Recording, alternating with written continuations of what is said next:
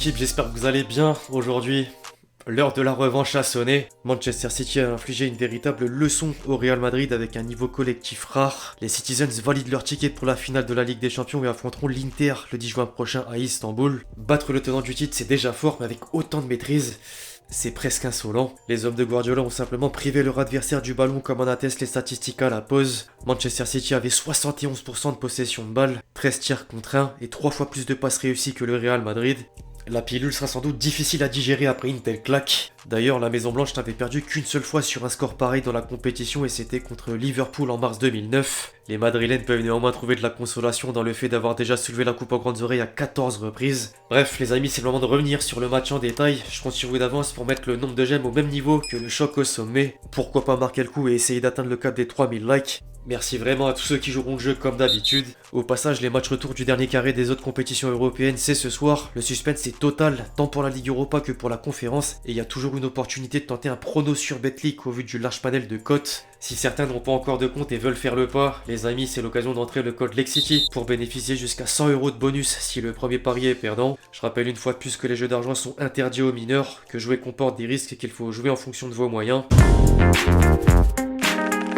L'élimination du Real Madrid ne pouvait que faire ressortir un goût amer au sein de la presse espagnole. La Maison Blanche a subi une défaite historique qui restera dans les annales et il y a de quoi pleurer pour reprendre As. Le confrère Marca écrit que c'est le genre de coup qui fait mal avec un cliché des joueurs impuissants devant la démonstration de Manchester City. La déception est unanime à l'échelle nationale, excepté les quotidiens catalans qui se réjouissent de voir le rival éternel prendre une douche froide aux portes de la finale de la Ligue des Champions. Sport, comme Mundo Deportivo utilise le même mot en titre pour illustrer l'humiliation des Madrilènes avec quelques précisions sur l'état des hommes d'Ancelotti suite au coup de sifflet final. Vinicius était très remonté jusqu'à le faire savoir au Mister par des grands gestes. Benzema a juste quitté le terrain en premier pour rentrer au vestiaire pendant que Modric, qui est souvent calme, a haussé le ton et s'est auto-pointé du doigt après une prestation médiocre. La honte d'un côté contraste forcément avec l'euphorie de l'autre. Manchester City a détruit le roi d'Europe et les tabloïds anglais s'en félicitent à l'image du Daily Mail. Le Manchester Evening News propose un jeu de mots en titre avec différents moments de joie au fil de la rencontre, mais deux hommes prennent plus de place que les autres. La patte tactique de Guardiola et le doublé de Bernardo Silva sont décrits de masterclass par le Sun. Le Portugais est à l'origine du meurtre en bleu aux yeux de l'Express, tandis que le Mirror évoque un Silva en or. La performance de l'ancien monégasque a même retenti hors de l'Angleterre jusqu'au Portugal, d'une part avec Record,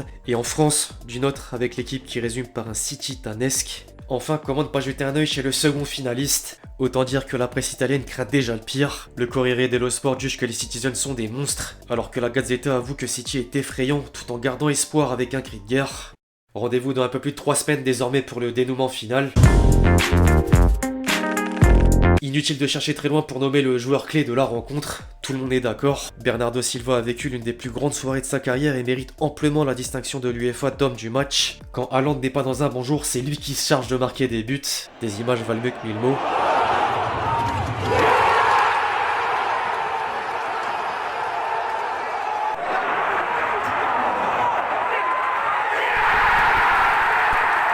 Au-delà du doublé, qui plus est avec une intensité rare lors des célébrations, comme un symbole de la domination mancunienne, le Portugais s'est démarqué dans d'autres aspects du jeu entre prise de balle, déplacement, dribble et a même apporté un plus à la récupération du ballon. Il a vraiment approché la perfection. Le deuxième acteur phare du match n'est autre que Grealish. Après une année de doute ou d'adaptation pour certains, l'international anglais est monté en puissance et a atteint un niveau hors du commun. C'est un danger de tous les instants pour n'importe quel adversaire. Il est souvent à l'origine d'une action qui mène à un but et l'a encore montré tant en réalisant des percées qu'en créant des différences dans les petits espaces. Bref, il y a tellement de noms à citer, mais je vais plutôt récompenser une performance collective. Les notes des journalistes du Manchester Evening News confirment les termes. Les 11 Citizens sur le terrain ont contribué à la victoire et le mérite revient en partie à l'entraîneur. Le Manchester City de Guardiola version 2023 semble inarrêtable. D'ailleurs, le technicien pourrait rafler la 3e coupe aux grandes oreilles sur 4 finales disputées au cours de sa carrière. Et je rappelle que Manchester City attend un sacre européen depuis plus d'une décennie. En parlant de chiffres, il est devenu le premier coach à franchir le cap des 100 victoires dans la compétition étoilée en 160 matchs. Ancelotti aurait espéré mieux le jour d'un record, mais a quand même dépassé Sir Alex Ferguson au nombre de matchs sur un banc en Ligue des Champions. Enfin, si je devais faire l'éloge d'un joueur du Real Madrid, je ne pourrais que mentionner un certain Courtois, car malgré les 4 buts concédés, il a retardé l'échéance avec des arrêts exceptionnels et Haaland s'en est mordu les doigts. Le cyborg n'a pas réussi à trouver le chemin défilé parce que le Belge a sorti des parades venues d'ailleurs. A noter qu'il avait touché 17 ballons après 20 minutes de jeu, soit plus que quiconque coéquipier, et les médias espagnols rapportent aujourd'hui qu'il a joué avec une blessure. Le meilleur gardien du monde suffit pas face à une telle équipe.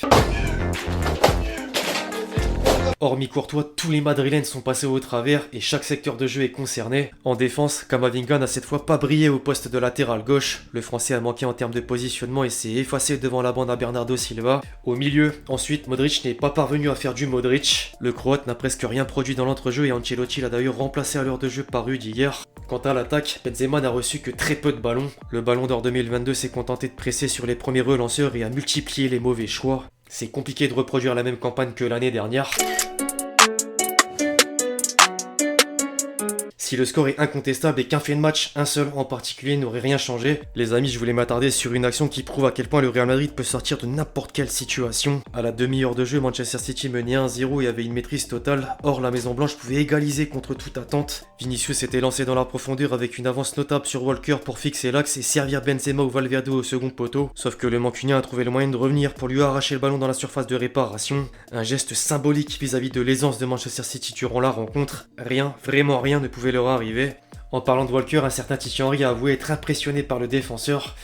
Je cite, « Ce moment où il était largement derrière Vinicius, qui le rattrape si facilement, lui prend la balle, lui dit salut et repart dans l'autre sens. Quand il revient comme ça, il est juste trop fort. Il avait déjà mis Mbappé dans sa poche lors du quart de finale de la Coupe du Monde, comme il l'a fait avec beaucoup de joueurs incroyables. Alors je sais pas si vous avez souvenir lorsque Vinicius avait chambré Reece James.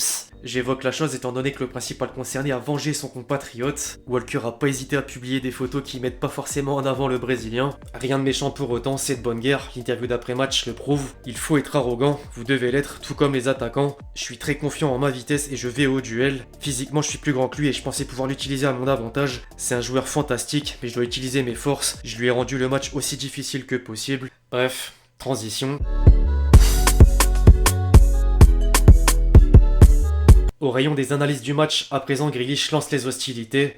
Je cite, « C'est incroyable, on avait parlé la semaine dernière après le match, nous revoilà une semaine après et il y a eu 4-0. Je crois pas que beaucoup d'équipes pourraient faire ça au Real Madrid, mais quand on joue comme ça, tout particulièrement ici, à l'Etihad, en Ligue des Champions, on est juste inarrêtable, on se sent invincible. C'est réel, comme j'ai dit à l'instant, rien ne pouvait leur arriver. C'est idem pour Bernardo Silva, on a fait un match magnifique. En première période, on n'a pas laissé d'espace, on a pressé, créé des occasions. On en a marqué 2, mais on aurait pu en marquer plus. Face au Real, si tu n'es pas prêt physiquement, tactiquement, tu ne vas pas en finale. On a joué avec de la personnalité, on voulait donner cette finale à nos supporters, nous avons une autre opportunité de gagner cette compétition. Les journalistes ont posé 2 questions intéressantes dans la foulée. La première sur le fait de savoir si Manchester City est la meilleure équipe actuellement. Il ne sait tout simplement pas, c'est difficile de dire ça, on est aussi fort que l'équipe qui est arrivée en finale en 2021. Avec Haaland c'est différent, on avait un faux numéro 9, il faut gagner la Ligue des Champions et après je vous dirai si on a la meilleure équipe. Ensuite, à propos de la rumeur d'un transfert au Paris Saint-Germain, ils ont osé. Le programme, c'est terminer la saison, gagner la Premier League, gagner la FA Cup face à Manchester United et gagner contre l'Inter. Cet été, on verra ce qu'il va se passer.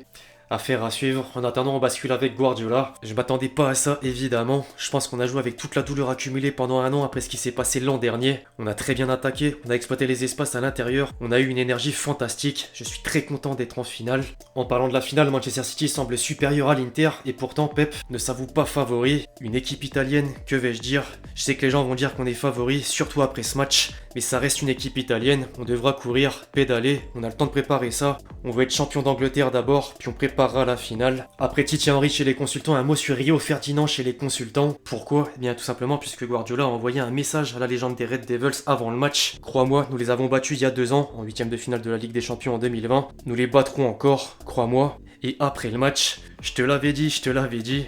Ce genre d'anecdote, j'adore. A noter que d'autres légendes se sont fait remarquer sur les réseaux sociaux, dont Carles Puyol qui dit que le technicien était à un autre niveau, un Barcelonais apprécie toujours une défaite madrilène, et Casillas qui annonçait le match de l'année. La suite, on la connaît, il a pas lâché d'autres tweets. Côté Madrid, désormais, il y a beaucoup d'objectivité, à commencer par Ancelotti. Il s'est passé que notre adversaire a mieux joué et a mérité de gagner. Ils ont beaucoup pressé, pris l'avantage, ont bien fait les choses. On a eu du mal à ressortir le ballon, on n'a pas su revenir, on a essayé mais on n'a pas pu. Je pense que faire le point sur ce qui s'est passé maintenant n'a pas de sens pour moi. C'est une défaite qui fait très mal, mais ça peut arriver.